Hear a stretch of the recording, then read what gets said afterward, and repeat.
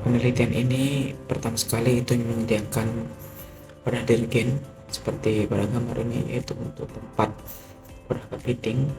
Nah, jadi resin detergen ini disusun begitu untuk nantinya sebagai wadah pemeliharaan kepiting bakau yang akan dilakukan begitu.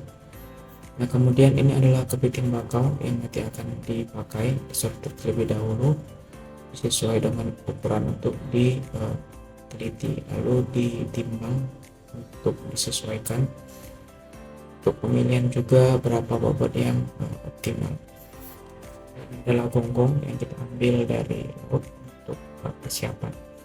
Gonggong ini dibersihkan terlebih dahulu dengan air bersih itu hingga cangkangnya bersih, begitu juga tidak ada daging di dalam tubuh gonggong tersebut begitu. Jadi apabila ada kotoran-kotoran dibersihkan hingga kulit cangkang ini bersih. Nah, setelah itu gonggong dibilas kembali begitu dengan menggunakan air hingga gonggong tersebut benar-benar bersih. Lalu gonggong dilakukan perebusan itu untuk selanjutnya dimasukkan ke dalam panci. Nah, ini adalah proses perebusan gonggong atau perebusan cangkang gonggong agar cangkang gonggong tersebut nantinya mudah lembut. Nah, setelah itu gonggong tersebut kemudian dijemur selama 2-3 hari hingga cangkang gonggong ini nantinya mudah begitu untuk dihancurkan atau halus untuk nanti diambil tepungnya begitu.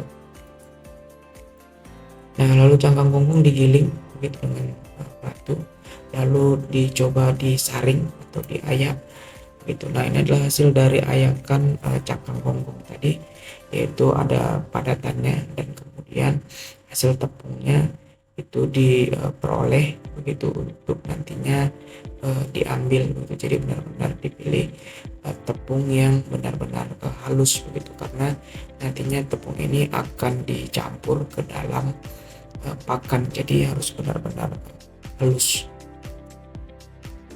Nah, setelah itu digabungkan dengan pakan yang lain begitu, yaitu ini penimbangan pakan dilakukan. Nah, ini adalah formulasi begitu. Jadi terlebih dahulu dihitung formulasinya untuk berapa banyak campuran yang akan ditambahkan. Nah, lalu bahan-bahannya yaitu ada cangkang gonggong, maggot, dan pakan kecil ditimbang secara bergantian sesuai dengan dosis yang ada kanji sebagai perekat pakan. Jadi pakan-pakan tersebut nantinya bisa merekat dengan baik. Nah, setelah itu untuk proses selanjutnya yaitu proses penggilingan itu. Jadi bahan-bahan tadi kemudian dilakukan penggilingan atau pencetakan. Jadi ini adalah pakan dari campuran gonggong dan juga maggot yang telah kita buat tadi. Nah, setelah pakan selesai dibuat atau dicetak, lalu pakan dikeringkan. Jadi proses pengeringan ini bisa memakan waktu 2-3 hari hingga pakan benar-benar kering nantinya. Nah, ini adalah pemberian pakan yaitu untuk rucah sesuai dengan takaran. Nah, untuk ini adalah proses pengukuran kualitas air yang dilakukan, suhu, kemudian pengukuran pH yang dipantau secara teratur begitu untuk memastikan bahwasanya kepiting berada dalam kualitas air yang optimal. Nah, ini adalah contoh pemberian pakan hasil kombinasi antara maggot dan cangkang gonggong diberikan kepada kepiting begitu. Jadi harus ditutup begitu, karena kalau dia tidak ditutup kepiting tersebut nanti tidak akan mau makan itu. Jadi ini adalah itu bisa kita lihat tuh bentuk pelet yang telah kita buat tadi yang akan kita uji coba gitu. Hasil penelitian yang diperoleh itu pertama ada pertumbuhan bobot mutlak dapat kita lihat. Nah, kemudian yang ini adalah jumlah pertumbuhan spesifik pada kepiting bakau.